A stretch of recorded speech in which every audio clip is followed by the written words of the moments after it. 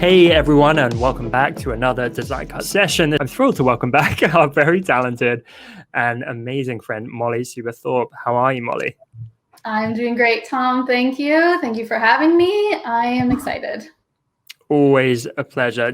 Today should be a really fun session because it is based around one of the most interesting and unique Procreate sets I've ever seen. I was just saying this to Molly before we went live. It's really cool. So before I guess we jump into the demo, where did this idea come from?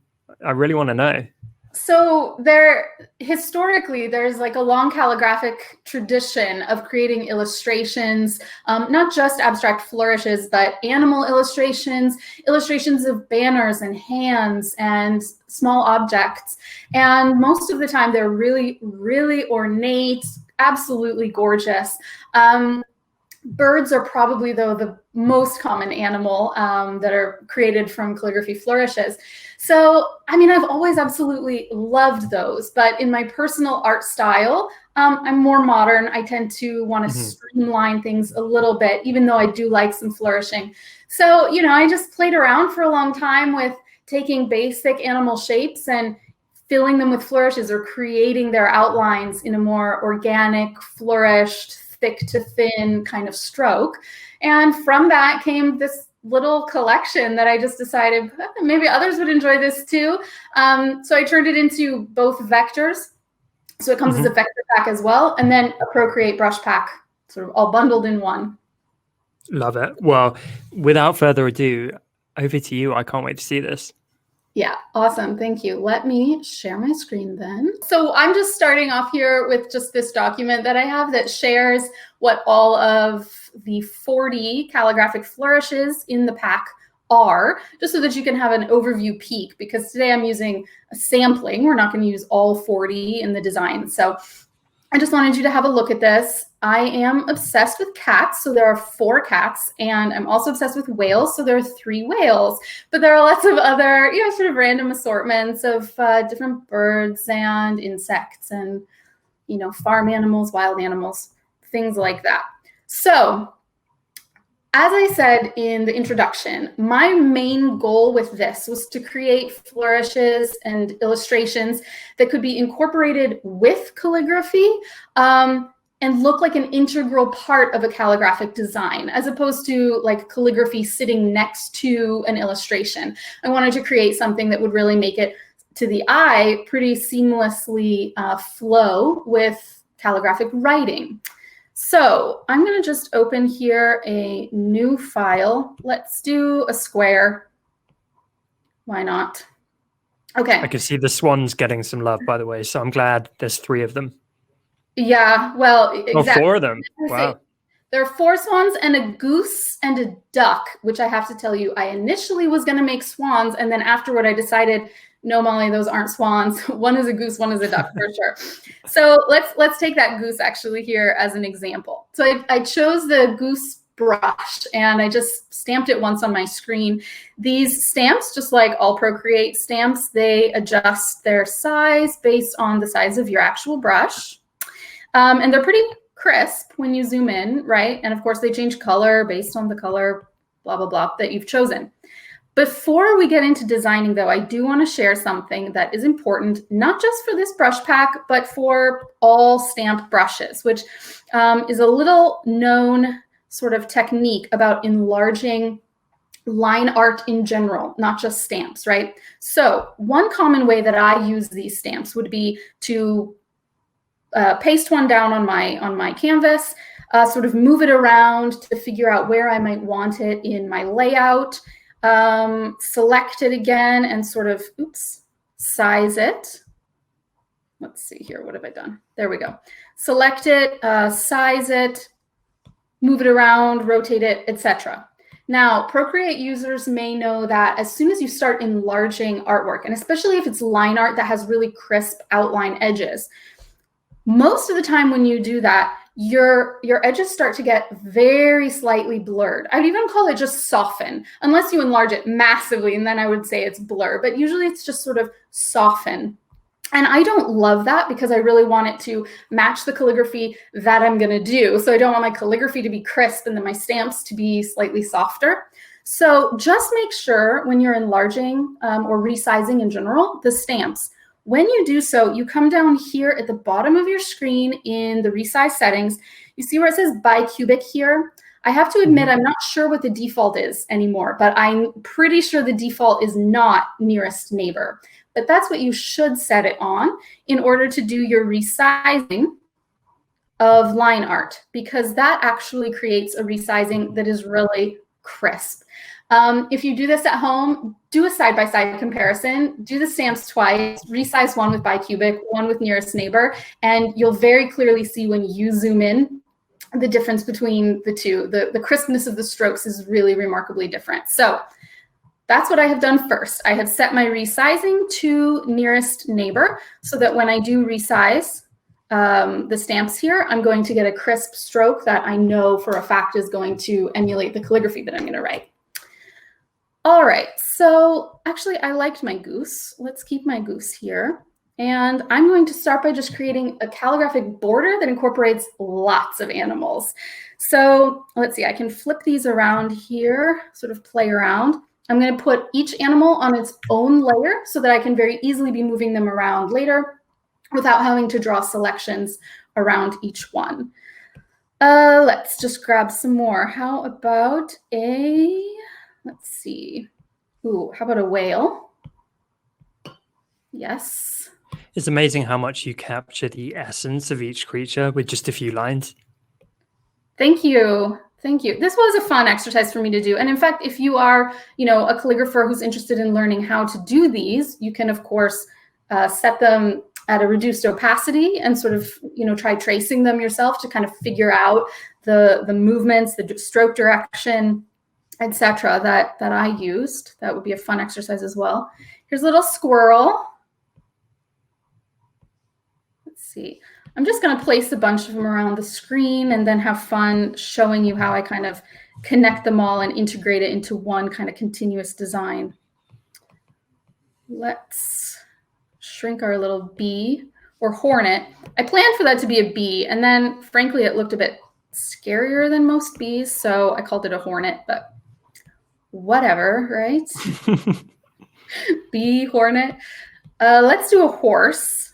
I really like horses. I've done a horse and a unicorn in here, but needless to say, you can just erase the unicorn's horn and you have a second horse option if you'd like that. Let's see. Yes. So what I'm doing right now in terms of my thinking is I'm making an arrangement that doesn't have to fit super well together per se, because I know that what I'm going to do in a moment is using a calligraphy brush. I'm going to create like organic flourish shapes that fill in the blanks here and make the whole design look cohesive, look like it was all drawn together. You won't hopefully know that I used stamps combined with original drawings. So let's see. I have a rooster here somewhere. If I can, yes. Let's try my rooster. Yes. Let's flip it around though, so that they're all kind of facing in a little bit.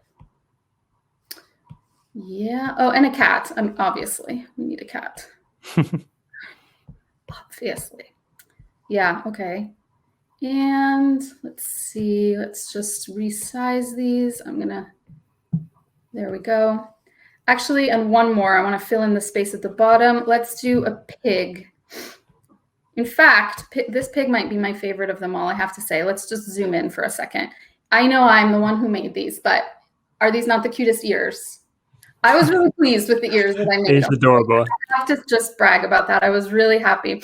I barely planned that. It just kind of happened, and I was really pleased with myself. So I feel like these would be so fitting on the sign of a gastropub or something like that. I could see them incorporated in a bunch of different kind of logo designs and branding for sure. Absolutely. Yeah, absolutely. Definitely. Let's see. Just look at this little corkscrew tail. Yes. Yes, indeed. I mean, what can I say? I don't want to brag, but yes, I'm very pleased with pig. All right, I'm being too fiddly, but that's just my nature. Let me just enlarge these slightly. Enlarge the horse. Alrighty.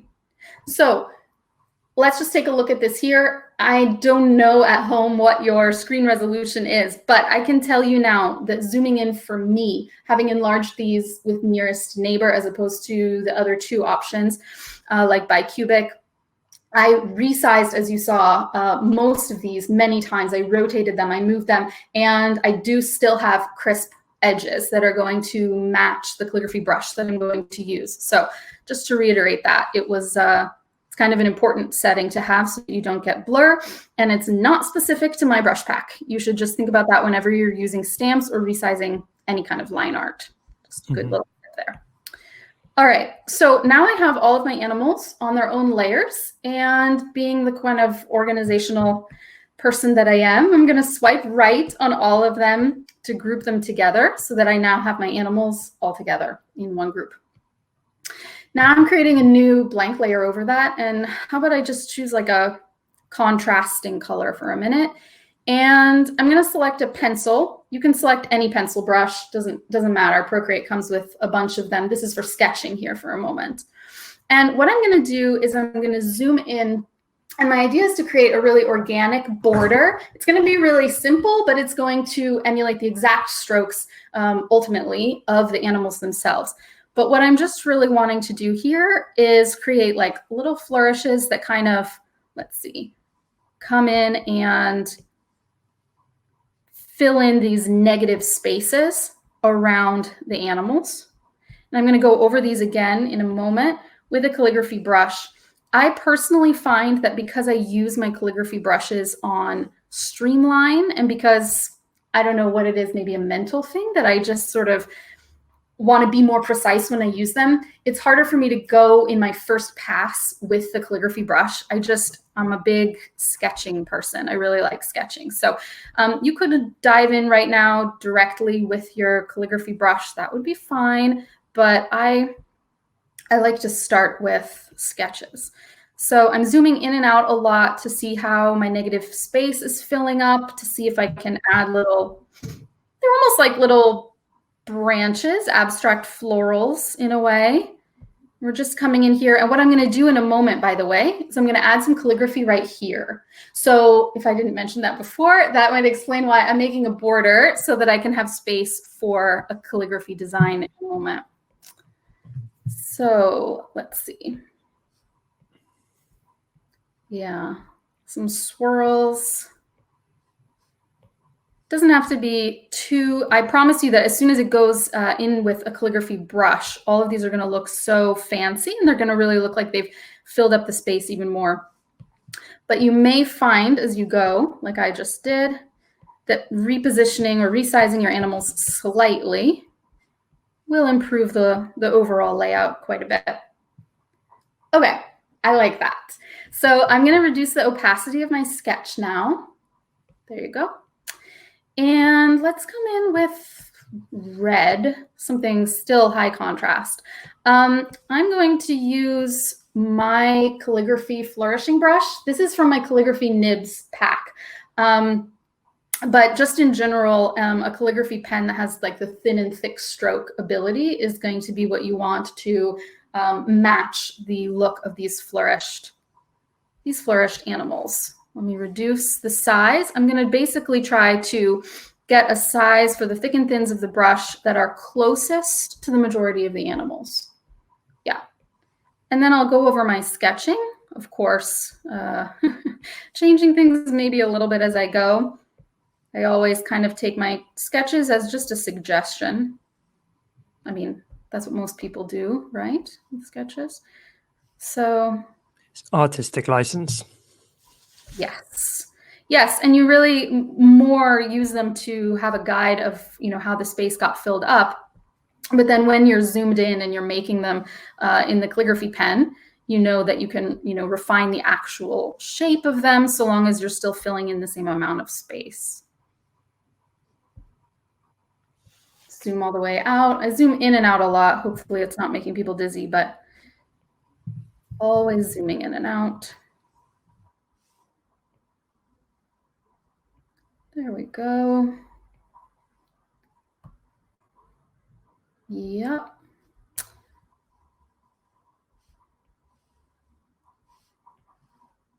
And then in a moment, we're going to add some very, very slight added decoration to kind of fill in even more negative space.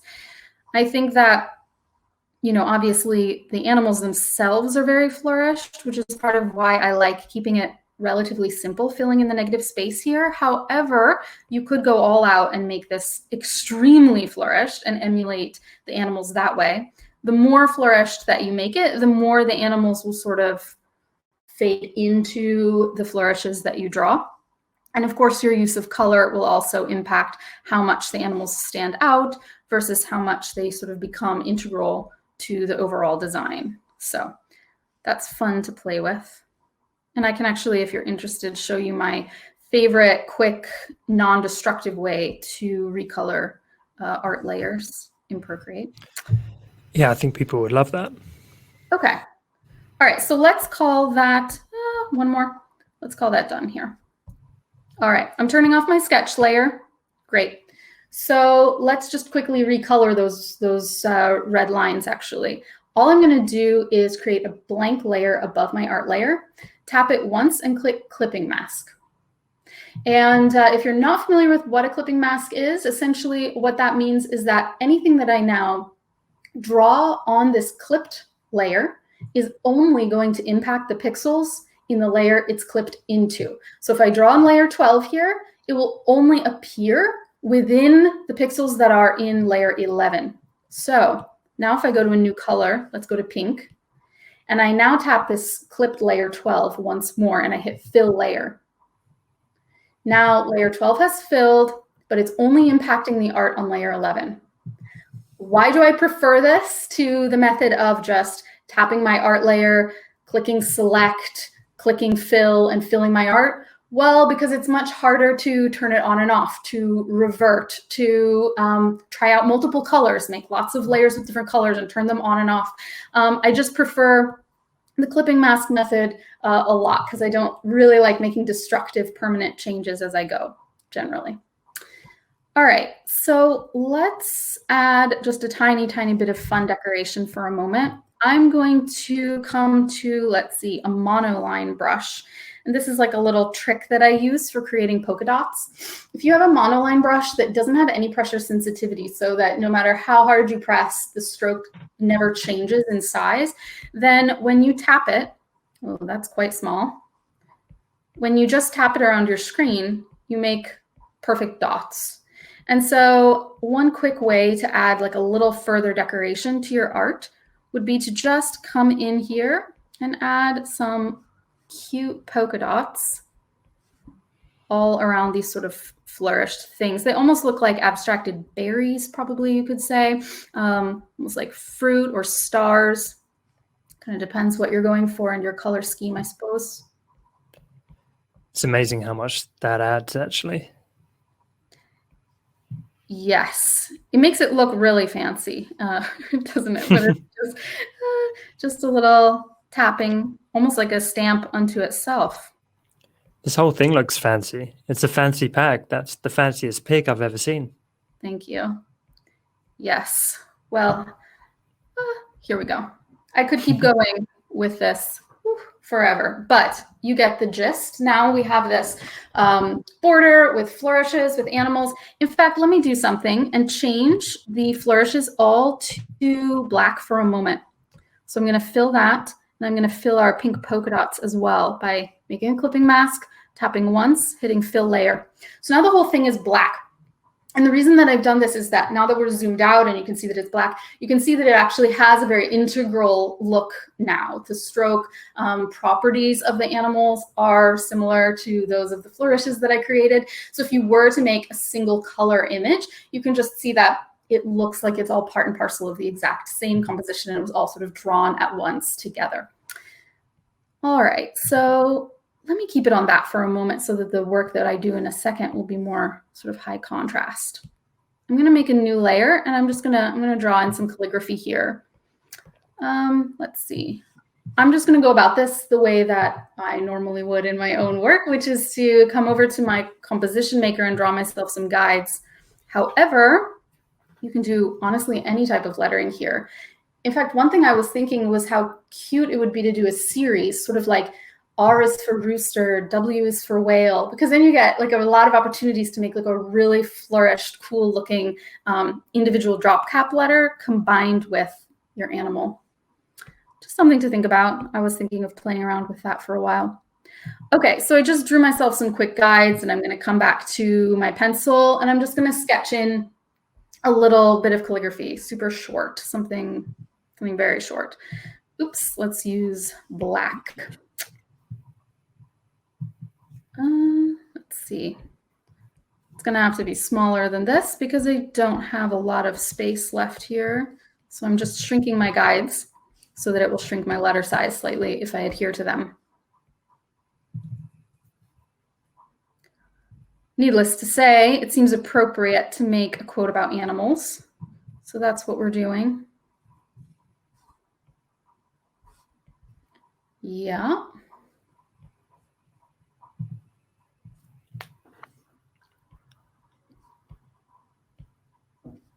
I'm curious if others watching have had experience creating any kind of calligraphic illustration, not just of animals, but just in general, kind of played around with that whole realm of calligraphy that isn't letters, that isn't words.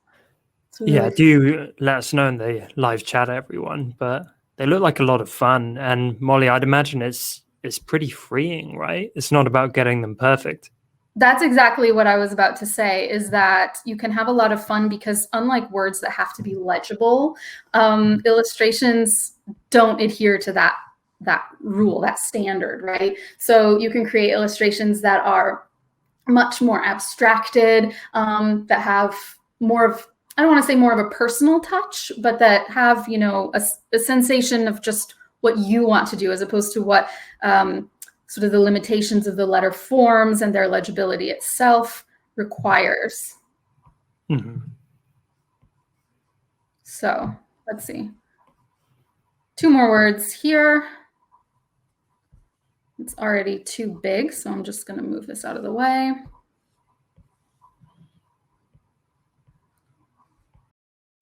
All right, so I'm going to now just take my selection tool and let's see, slightly move around this composition. I'm not centering, I'm not doing, if you notice, I don't have any of my, well, you can't see yet, wait. Down here, I don't have any of my snapping or magnetics turned on because I prefer optical centering right now to anything mathematical. I want to keep this looking really organic and stacked in an organic way, not in any sort of, you know, precise way. I don't care about precision right now. Let's see. Yes. Okay.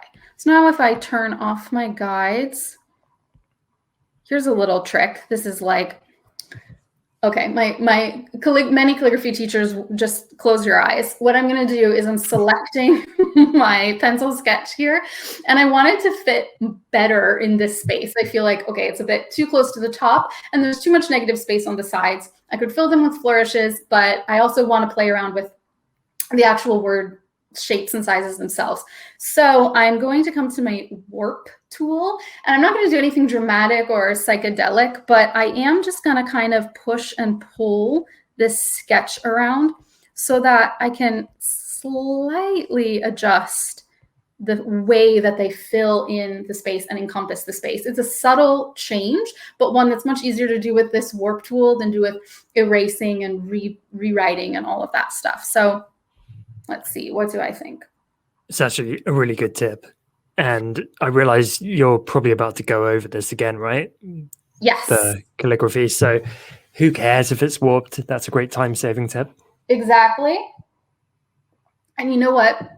I had a typography teacher in design school who always, I mean, I don't think he invented this phrase, but he always talked about happy accidents and how you can create, if you aren't afraid of, you know, doing something wrong when you're making art or design or whatever, you often land on these happy accidents where you didn't mean to do something and you like it better than what you were even planning. Mm-hmm. Like my pig's ears. Like my pig ears, right?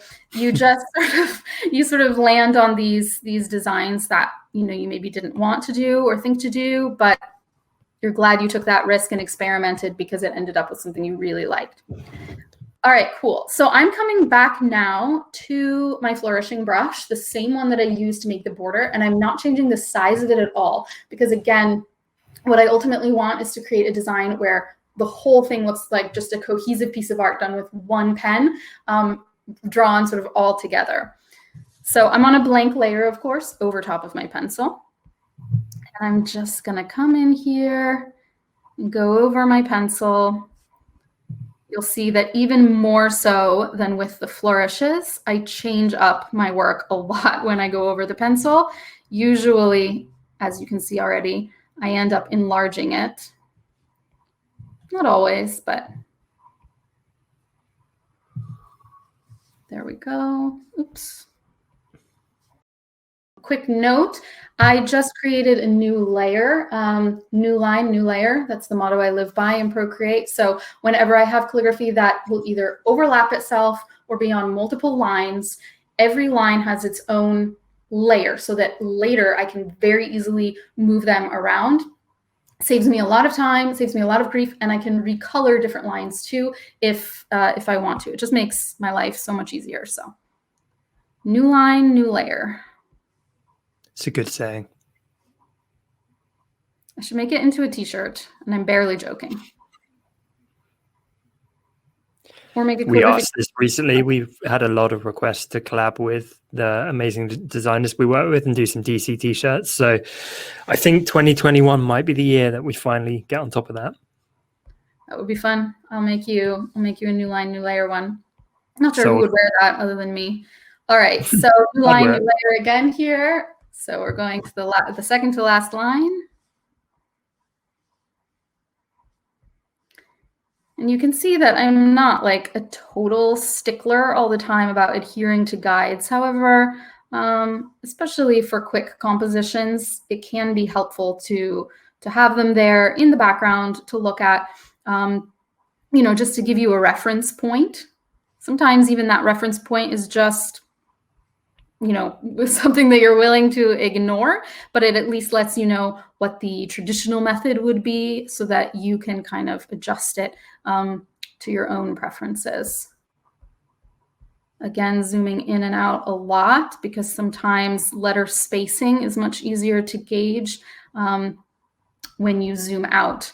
And you can realize that you're going quite a while in your design and you started spacing your words and your letters more than you did earlier in the composition. So I zoom in and out for that a lot. And then the one last word here. Let's change up this L if it's not fancy enough. Yeah.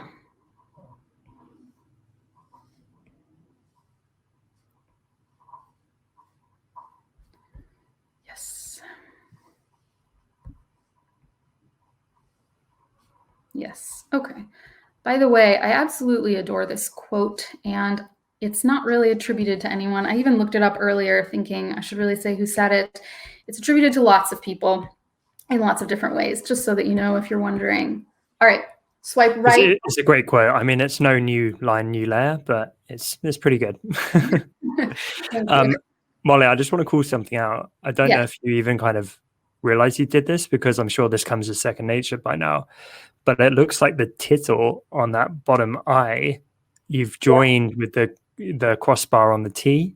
And you've done it so elegantly. I've never seen anyone do that, but that's really cool. So I do that quite often. So there are lots of like ligature elements. So I did that here in, no, I didn't. Let me give you a good example here. I'm going to duplicate this animals layer. I'm going to turn off the bottom one. Again, this goes back to me never wanting to do destructive things. I always want to be able to revert later. So I'm not going to destroy my original, but I'm making this copy. And I'm going to come in and I'm going to erase this L and this tittle. Cool. Now I'm making another new layer. I'm very into new layers. And I'm going to do what Tom just pointed out that I did below in the word listen. And I'm going to create a ligature that connects the tittle of the eye all the way over to the L, which is just going to make a really nice flourish that fills in this negative space.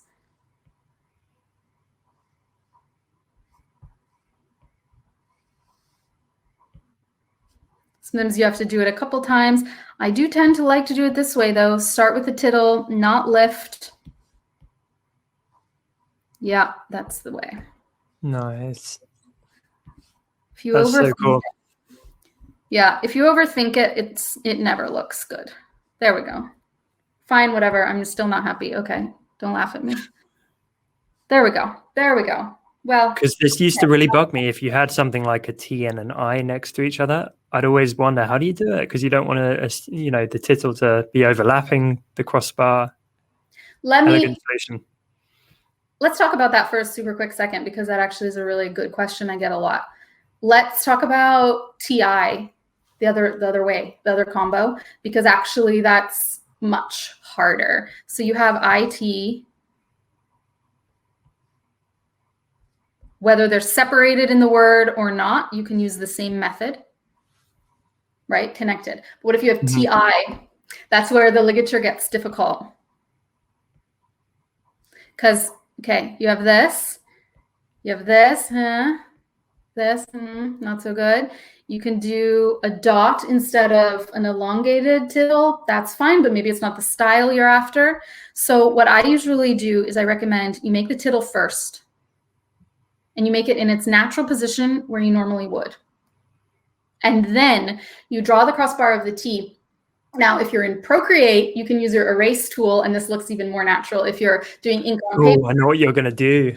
Yeah, you can just sort of eyeball it. Oops, eyeball it. And then you can come in with a small erase tool and create a small margin around it. The larger your T's crossbar flourish, the more that I will just see that it's been intersected. It won't look like two separate flourishes that are randomly sitting there. It will just look like, you know, the tittle has kind of claimed its space in the flourish. Okay, so you're yeah, a genius. Mini lesson there. All right, cool. So here we are back in this composition, and I mean, I could honestly call this done. This is more my style. I really like simplistic, you know, more modern calligraphy styles. But let's just quickly go back to that pink and red. In fact, let's change it all to pink. Okay, so I have the flourishes still here, and I'm going to fill these. So, and this is why, again, I like that non-destructive look, because now I can just come in here and say, okay, did I like this and this better? Ooh, see, I like it now with the dots being black and the flourishes being a different color. That's actually kind of cool. Yeah, but now you can come in here and you can see that it all looks kind of cohesive and lovely. First of all, let's shout it out for Molly for another incredible session. I love this composition. It's so elegant. And personally, I learned some really specific tips there as well. So let's give it up for Molly in the chat, everyone. Amazing, amazing stuff. Thank you. As always, super fun to teach on here. So incredible. Well, as ever, I will see you same time next week, everyone, next Thursday. I look forward to it. And Molly, just a huge thank you for your time today. You're always so giving, such a fantastic teacher. And we want to encourage everyone to go follow and support Molly on all of her various platforms. She just gives so much value to this creative community. So thank you, Molly. We appreciate you. Thank you, Tom. Thank you, everyone. All right.